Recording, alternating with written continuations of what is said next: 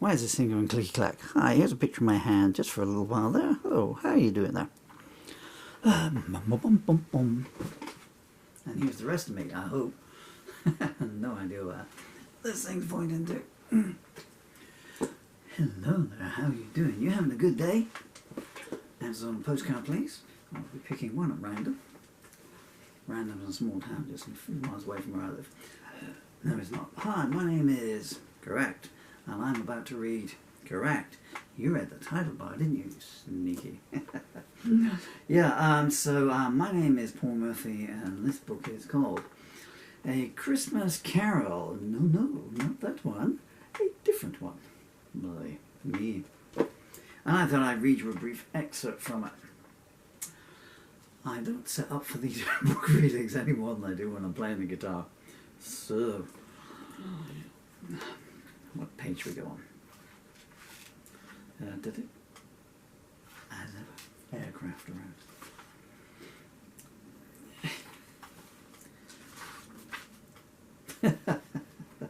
Sorry, I'm just reading it myself here.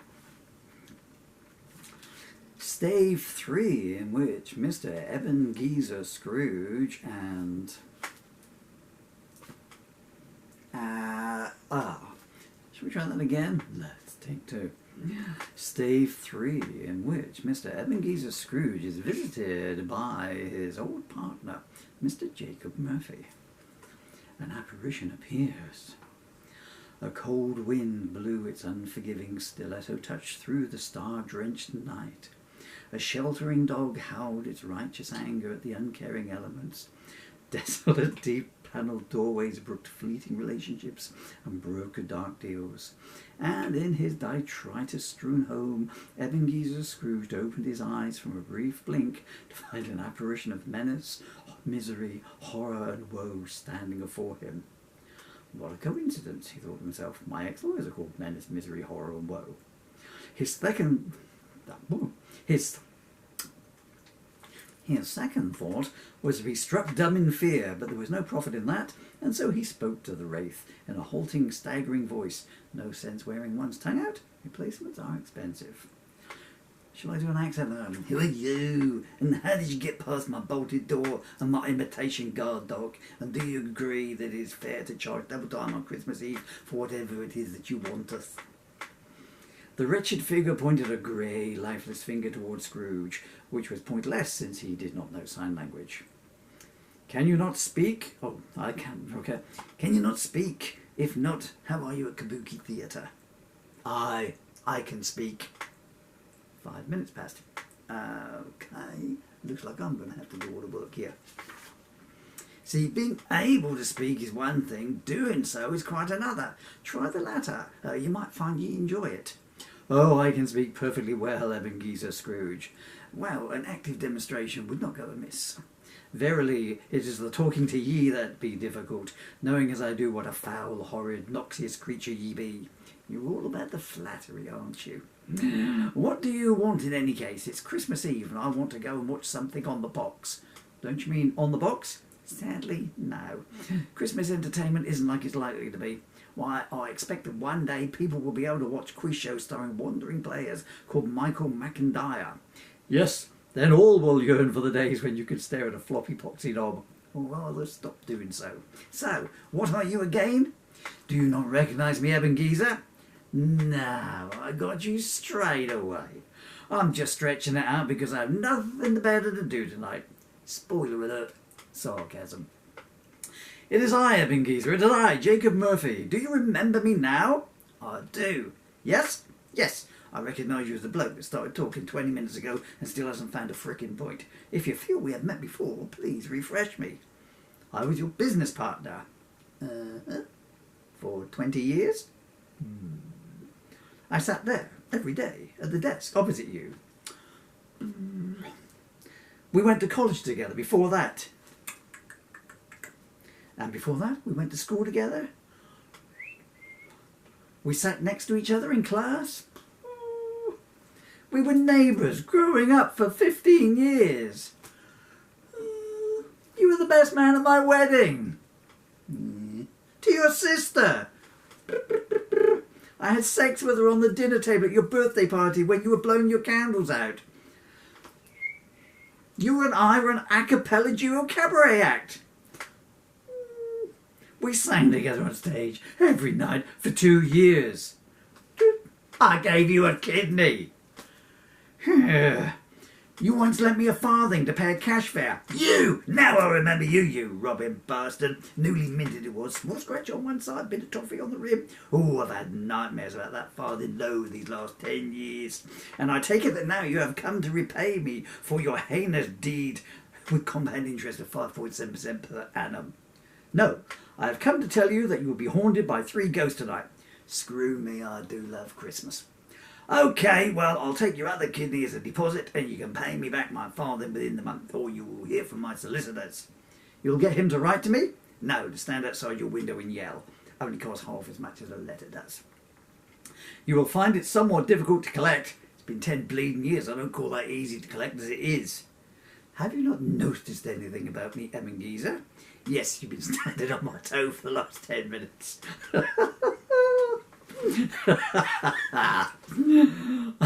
I'm so sorry. I haven't read this for like a year, since I wrote it, Whose voice are we doing? Anything else? Oh no, that's we're doing Jacob Ritter. Anything else? Anything, say, out of the ordinary? Okay, out of the ordinary. There, I've said it. Now will you sort off, or at least get off my toe? No, what I mean is, have you not noticed anything out of the ordinary about me? Good sound effects on this, isn't there? Any clues forthcoming? I'm a bloody ghost! I'm dead! Je suis mort! Ich hab's keine Leben! Any more clues? Any more? No, that was the answer. I'm dead. That is what is out of the ordinary about me, unless you are regularly visited by people who have left this mortal veil and come traipsing around your bedroom at night. You'd be surprised. What, you do? No. Well, then why did you say I'd be surprised? Well, you get very egotistical about it. It's not a nice trait. Who would get egotistical? Let me send to myself. Who would get egotistical about being dead? It's not exactly a bird puller. Well, yes. I can't believe you didn't notice. 1, I'd have thought that the rotting flesh dropping off of me was a hint, and 2, you came to my funeral. What did you die of? Guilt, probably, from not repaying a farthing you borrowed. I could see that being likely. No, I died from unknown circumstances. Ooh, I hope it's not contagious. How can unknown circumstances be contagious? There's about 800 people died from unknown circumstances in this borough just this last year. How is that possible? We don't have a coroner. I enjoyed that one myself. So you have no idea what you died of. Look, it's not about me. So you do know what the circumstances were. Do not. Ooh, I think thou dost. Was a halibut involved? I don't want to talk about it, but no. Even if it was a yes, it was consensual. But no. And in any case, how was I to know she caught the algae from a one-night stand with a Finnish sailor on shore leave? But no. So let's go no more about it and get back to why I'm here. Is that a fishtail flapping about in your trousers? No. Enough about me. How long have you been dead in any case? You don't seem very good at it. Mind you, you were shite accountant as well. I have been dead low these past 7 years. Haven't you noticed I have not been to work in all that time? Well, you always were a lazy git. Sloping off all the time. Down to the docks now that I think on it. Stop making insinuations. My demise had nothing to do with Esmeralda, halibut, or any other kind of voluptuous, coquettish, blue-eyed poetry-inspiring fish. You've got a stiffy on. I have not. Anyway, what do you expect? I'm bloody dead. Everything's stiff. It's called rigor mortis. Seems very localised to me. Why isn't the rest of you stiff? Pilates. Yeah.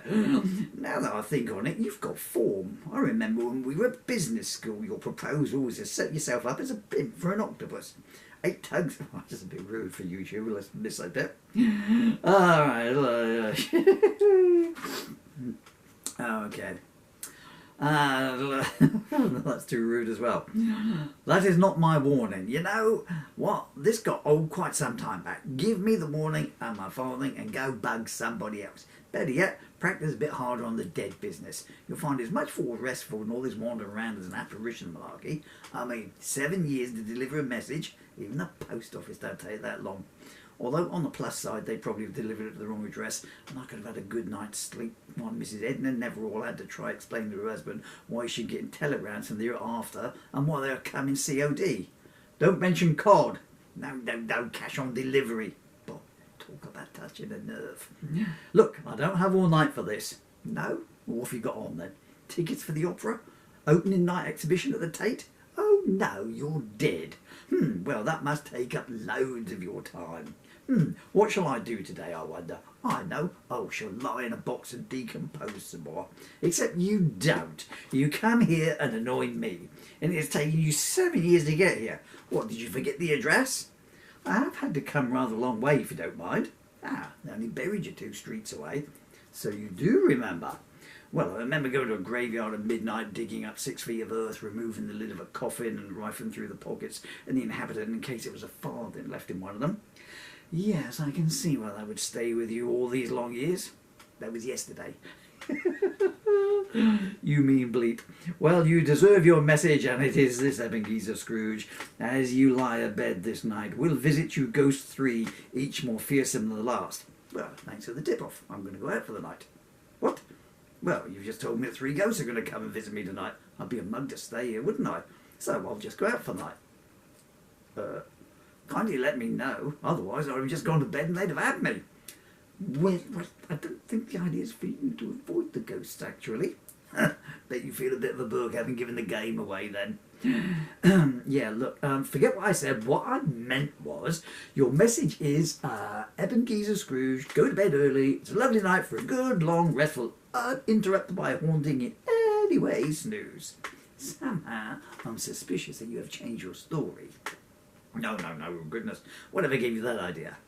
So, then what you are saying is that you have died, and rather than lay down in eternal bliss, or blistering heat, depending on what your destination was, you have instead defied the comfort of the grave for 7 years to come and tell me to do tonight what I was already intending to do in any case. Yes. Yes? Yes. Yes, I'm very munificent like that. Tomorrow I'm going to visit Mrs. Elsie Sledgwick and tell her not to pee in the teapot. People just like spontaneous visits from dead people, reminding them of the bleeding obvious. I'm a bit like Jesus, really. I don't read... No, I can't read the next bit. Oh, no, I can't read that either. Okay. Okay, so this is Murphy speaking to Scrooge. 5 more minutes. Look, neither of us were very good people. It's too late for me, but without giving too much of the plot away, this could be a turning point for you, Scrooge. Look at me. Do you want to end up like this? A grim, grey-faced apparition, haunted eyes and mottled hair, barefoot in rags?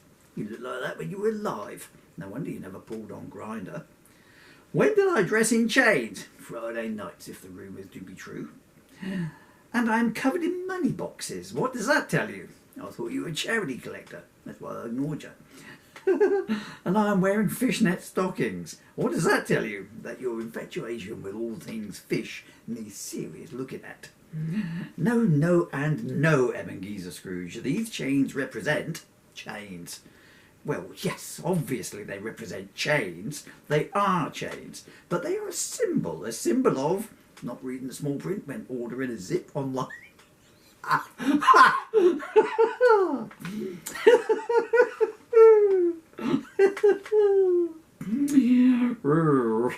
No. Whose voice am I doing here? Not Marley's, Murphy's. No, they symbolise how we are chained.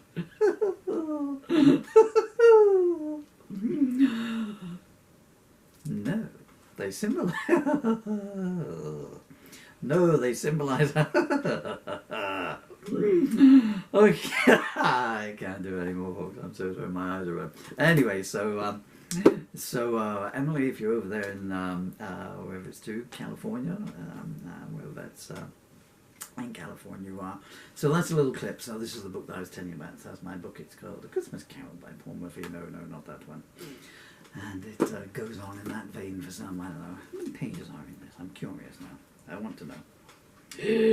246 pages. Well, that's not too bad, is it? Thank you so much for your time, dear folks. I'm sorry I kind of lost the plot a little bit there. Back to the music now.